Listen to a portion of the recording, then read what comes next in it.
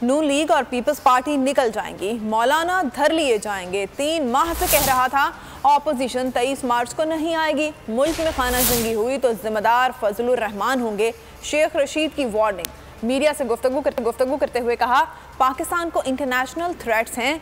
फजलुर रहमान वहशी जट बने हुए हैं। आप चौकों पर अजाने देंगे तो 10 साल तक कोई बात नहीं सुनी जाएगी। नस्ली और असली लोग इमरान खान के साथ खड़े होंगे।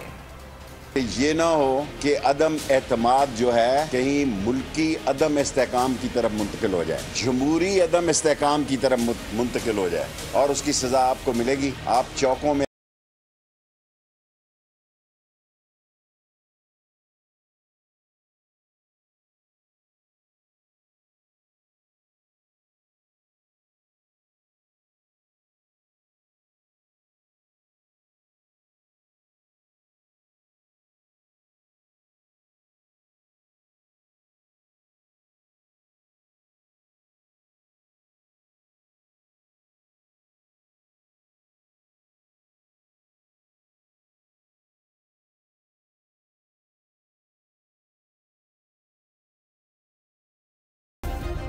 सब्सक्राइब करें और बेल दबाएं ताकि कोई खबर रह न जाए।